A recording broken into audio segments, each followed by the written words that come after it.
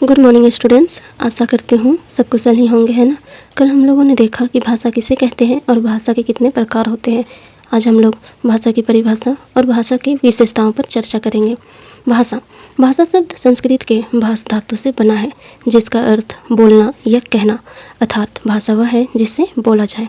भाषा की परिभाषा कई सारे भारतीय व पाश्चात्य विद्वानों ने अपने अपने मत प्रकट किए हैं। तो पहले हम लोग भारतीय भाषा शास्त्रियों का कथन देखेंगे, जिसमें डॉक्टर बाबूराम सक्सेना के अनुसार जिन ध्वनि चिन्हों द्वारा मनुष्य परस्पर विचार विनिमय करता है उन्हें भाषा कहते हैं।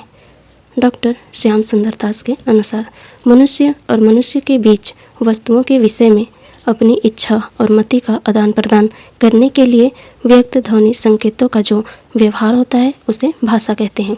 डॉक्टर भोलानाथ तिवारी के अनुसार भाषा उच्चारण अव्ययों से उच्चरित यादृच्छिक ध्वनि प्रतीकों की वह व्यवस्था है जिसके द्वारा समाज विशेष के लोग आपस में विचारों का आदान प्रदान करते हैं।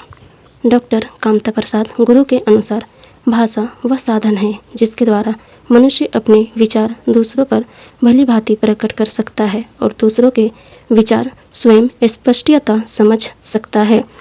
अब हम लोग देखेंगे पाश्चात्य भाषा शास्त्रियों का कथन, जिनमें गार्डनर के अनुसार विचारों की अभिव्यक्ति के लिए जिन व्यक्त और स्पष्ट ध्वनि संकेतों का व्यवहार किया जाता है उन्हें भाषा कहते हैं। हेनरी स्वीट के अनुसार ध्वनियों के माध्यम से विचारों को व्यक्त करना ही भाषा है। क्रोचे के अनुसार भाषा उस स्पष्ट सीमित तथा सुसंगठित ध्वनि को कहते हैं जो अभिव्यंजना के लिए व्यवहार करते हैं। अब हम लोग देखेंगे भाषा की प्रमुख विशेषताओं के बारे में। भाषा की प्रमुख विशेषताएं निम्न है।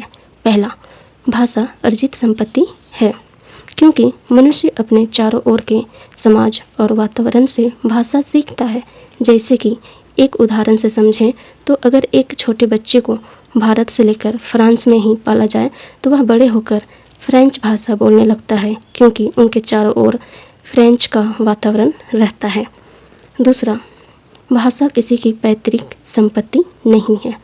जैसे कि अभी हम लोगों ने देखा कि किस प्रकार से एक छोटे बच्चे को भारत से लेकर फ्रांस में ही पाला जाए तो वह बड़े होकर फ्रेंच भाषा बोलने लगता है, क्योंकि उनके चारों ओर का फ्रेंच का वातावरण रहता है। ठीक इसी प्रकार से हम कह सकते हैं कि भाषा किसी की पैतृक संपत्ति नहीं होती। तीसरा, भाषा सामाजिक वस्तु है। मानव एक सामाजिक प्राणी है। समाज में रहने के कारण उसे आपस में हमेशा ही विचार विनिमय करना पड़ता है।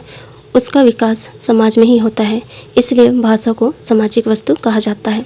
चौथा, भाषा चिर परिवर्तनशील है।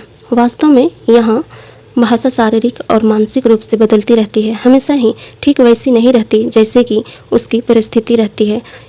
इस प्रकार प्रत्येक अनुकरण में कुछ न कुछ विभिन्नता का आ जाना उतना ही स्वाभाविक है जितना कि अनुकरण करना।